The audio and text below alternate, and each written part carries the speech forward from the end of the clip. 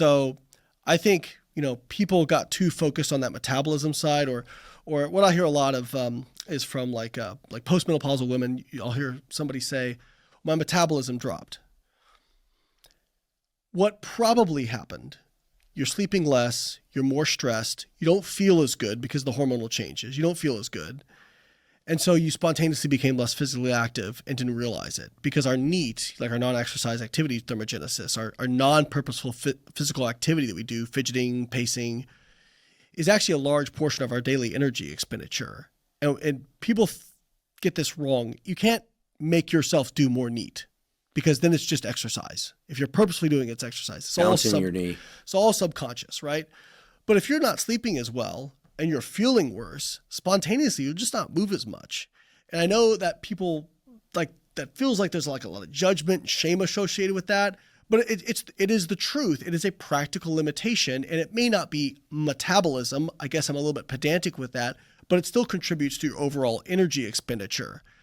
And so, again, they've looked at this, and there is some evidence that like if your estrogen drops and you replace that with supplemental estrogen, that can like help out with like maybe 50 to 100 calorie energy expenditure per day. So if you're replacing something that's like now clinically low.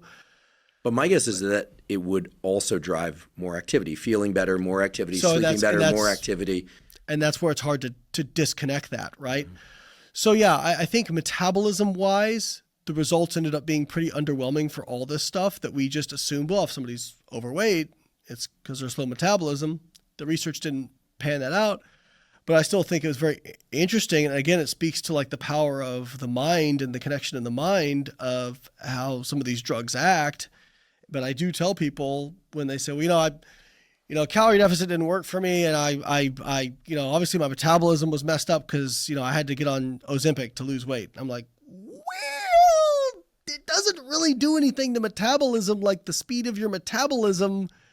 What happened is you no longer mindlessly snack.